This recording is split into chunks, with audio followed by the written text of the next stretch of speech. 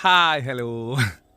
പിന്നെ നമ്മൾ പുതിയ മോട്ടർ കാര്യങ്ങളെല്ലാം ഫിറ്റ് ചെയ്തിട്ടുണ്ടായിരുന്നു കേട്ടോ.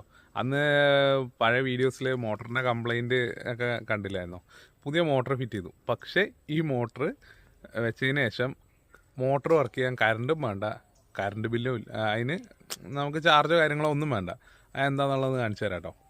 പിന്നെ ഇത് നമ്മുടെ വീടിൻ്റെ ബാക്ക് സൈഡ് വ്യൂ ആണ് കേട്ടോ. അപ്പോൾ എന്താ സംഭവം എന്നുള്ളത് കാണിച്ചു തരാം. ഇതാണ് കേട്ടോ നമ്മൾ മോട്ടറിൻ്റെ വയറാണ്. ഇത് മറ്റേ ഊരിട്ടിരിക്കുകയാണ്. നമ്മളത് മോട്ടർ ഫിറ്റ് ചെയ്തതിന് ശേഷം ഒരു വട്ടം മാത്രമാണ് കണക്ഷൻ കൊടുത്തിട്ടുള്ളൂ. അത് എന്താണ് സംഭവം എന്നുള്ളത് കാണിച്ചു തരാം.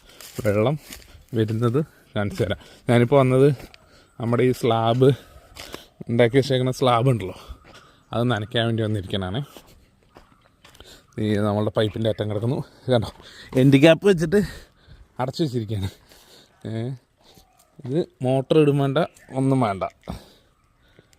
എൻഡ് ക്യാപ്പ് തുറന്നു കഴിഞ്ഞാൽ വേണ്ട വെള്ളം വരും.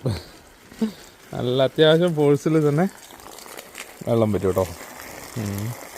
വേണല്ലേ. ഇതെന്താണെന്ന് വെച്ചാൽ നമ്മളുടെ കോറി നിങ്ങൾ കണ്ടിട്ടുണ്ടല്ലോ അല്ലേ.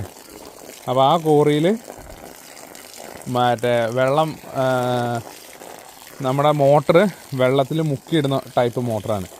അപ്പോൾ ആ മോട്ടർ വെള്ളത്തിൽ മുക്കിയിട്ടതിന് ശേഷം ഒരു വട്ടം ഓണാക്കിയുള്ളൂ. അതിന് ശേഷം ഈ പൈപ്പിലൂടെ കണ്ടിന്യൂസ് വെള്ളം വന്നുകൊണ്ടേയിരിക്കും. അതുകൊണ്ട് കറണ്ട് ബില്ലും ഇല്ല, കറണ്ടും വേണ്ട. കറണ്ട് ഇല്ലെങ്കിലും ശരി വെള്ളം ഈ രീതിക്ക് വന്നുകൊണ്ടേയിരിക്കും കേട്ടോ.